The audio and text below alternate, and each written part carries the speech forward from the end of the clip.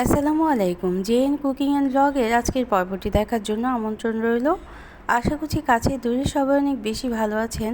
পাবদা মাছ রান্না করব। বাজারে নতুন শিম আলু উঠতে শুরু করেছে। এই শিম আলু দিয়ে যে কোনো মাছ রান্না খেতে অনেক বেশি সুস্বাদু হয়।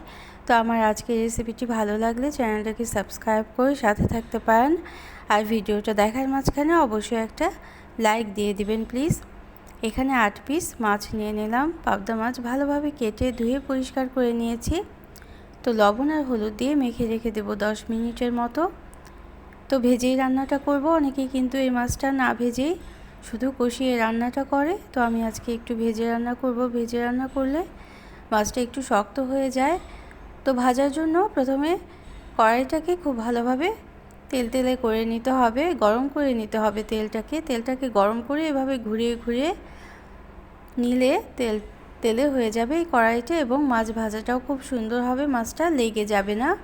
তাছাড়া এই মাছটা কিন্তু ভাজতে গেলে ফুটে উঠতে পারে, এজন্য মাছটা কেটে ধুয়ে নেওয়ার পর খুব ভালোভাবে পানিটা ঝরিয়ে নিতে হবে। পানি সহ লবণ হলুদ কিন্তু মেখে রাখা যাবে না। পানিটা ঝরিয়ে নিয়ে তারপর লবণ হলুদ মেখে রেখেছিলাম এবং ভেজে নেব। উপরের দিকটা একটু গাঢ় বাদামি রং করে আজকে ভেজে নেব, একটু বেশি করেই ভেজে নেব, কারণ ভাজাটা ভালো হলে মাছটা রান্নার পর ভেঙে যায় না এবং খেতেও সুস্বাদু হয় বেশি। তো ভেজে উঠিয়ে রাখলাম আমি এই পাবদা মাছগুলো। তা এখন এই তেলের মধ্যেই মাছ ভাজা তেলে যদি রান্নাটা করা হয় তাহলে কিন্তু আরও বেশি সুস্বাদু হয় তরকারিটা। সামান্য পরিমাণ কালি জিরা ফোড়ন দিয়ে দিলাম এবং পেঁয়াজ কুচি দিয়ে দিলাম। পেঁয়াজ কুচিটা একটু নরম করে নেওয়ার পর আমরা শুকনো মশলাগুলো দিয়ে দেব। তো এখানে আধা চা চামচ আস্ত জিরে নিয়েছি, অর্ধেকটা টমেটো এবং সামান্য পেঁয়াজ আর মরিচ মিক্সার জারে করে পেস্ট করে নিয়েছি। এটা দিলে কি হবে, তরকারিটা ঝোলটা খুব সুন্দর গাঢ় হয়ে যাবে এবং তরকারিটা খেতেও কিন্তু অনেক বেশি মজাদার হবে।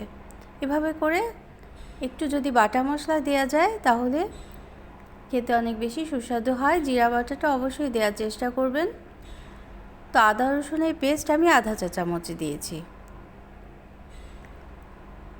তারপর পেঁয়াজ এবং টমেটোর গন্ধটা একটু চলে যাওয়ার পর ভেজে নেওয়ার পর আদা রসুনের গন্ধটা শুকনো মশলাগুলো দিয়ে দেবো। 1 চা চামচ হলুদের গুঁড়ো, 1 চা চামচ শুকনো মরিচের গুঁড়ো এবং আধা চা চামচ ধনে গুঁড়ো দিয়েছি। এই মশলাটাও ভালোভাবে কষিয়ে নিতে হবে। তেলের মধ্যে কষিয়ে নেওয়ার পর সামান্য পানি দিয়ে আমরা কষিয়ে নেব। তো আমি আজকে পেঁয়াজ সিম এবং আলু দিয়ে এই রান্নাটা করব। বাজারে কিন্তু শীতের নতুন সবজি উঠতে শুরু করেছে। এই সবজি দিয়ে যে কোনো রান্না, মাছ রান্না অনেক বেশি খেতে সুস্বাদু হয়। তো মিক্সার জারটা ধুয়ে আমি অল্প পানি দিয়ে মশলাটা ভালোভাবে কষিয়ে নেব। মশলা কষানো হতে হতেই আমরা শিম এবং আলুটাও দিয়ে দেব। অনেকে কিন্তু এইভাবে শিম আলুটা আগে ভেজে নেয়, তো আমি আর ভেজে নিচ্ছি না, কারণ মশলার মধ্যে ভালোভাবে কষিয়ে নেব, তাতে শিমের মধ্যে এবং আলুর মধ্যেও মশলাটা ভালোভাবে ঢুকে যেতে পারবে। যতটুকু পানি আছে এই পানির মধ্যেই শিম এবং আলুটা ভালোভাবে কষিয়ে নিতে হবে। ঢাকা দিয়ে রেখেছিলাম 10 মিনিটের মতো। ঢাকা দেওয়ার পর শিম এবং আলুটা একটু নরম হয়ে গিয়েছে এবং তারপর আমি 1 কাপ পরিমাণ পানি দিয়ে শিম এবং আলুটা ভালোভাবে সিদ্ধ করে নিয়েছি, কুক করে নিয়েছি।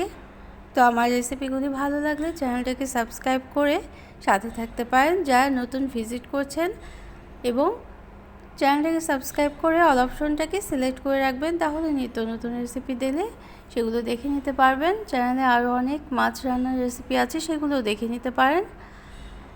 আর রান্নাটা ভালো লাগলে একটা লাইক দিয়ে দিবেন, আর প্রয়োজনে কমেন্ট করে জানাতে পারেন কেমন লাগলো, এবং শেয়ার করতে পারেন ফ্রেন্ডস অ্যান্ড ফ্যামিলির সাথে, যাতে অন্যরাও মজাদার রান্নাগুলো দেখে নিতে পারে। তো এখন আমরা ঝোলের পানিটা দিয়ে দেব। ঝোলের পানি দিয়ে মাছ দিয়ে খুব বেশি রান্না করার কিন্তু দরকার নেই, যেহেতু আমরা শিম এবং আলুটা আগেই কুক করে নিয়েছি। মাছ দিয়ে আমি 10 মিনিট রেখে দেব এবং তারপর নামিয়ে নেব। তো এই পাবদা মাছটা ভুনা খেতেও খুব বেশি ভালো লাগে এবং শিম আলু দিয়ে যদি এভাবে হালকা ঝোল করে রান্না করেন তাহলে সেটাও ভালো লাগে খেতে। তো শেষের দিকে লবণ এবং ঝালের পরিমাণটা দেখে নিতে পারেন, চাইলে কিন্তু কাঁচামরিচ ফালিও দিয়ে দিতে পারেন। যেহেতু আমি কাঁচামরিচ বাটা দিয়েছি এজন্য আর কাঁচামরিচ ফালি দেব না। আর এই মাছ রান্নায় মশলার স্বাদেই আমি আজকে রান্নাটা করে নিলাম। ধনেপাতা ইউজ করব না, কারণ ধনেপাতার ফ্লেভারে মশলার স্বাদটা কিন্তু ভালোভাবে বোঝা যায় না। তো কেমন লাগলো আমার আজকের রেসিপি অবশ্যই কমেন্ট করে জানাবেন। আর যারা এতক্ষণ সাথে থাকলেন তাদের জন্য রইল অসংখ্য অসংখ্য ধন্যবাদ। সবাই অনেক বেশি ভালো থাকবেন। অন্য কোনো দিনে অন্য কোনো রেসিপি নিয়ে আসবো। সেই পর্যন্ত সবার জন্য অনেক অনেক শুভকামনা। Thanks for watching. Allah Hafiz.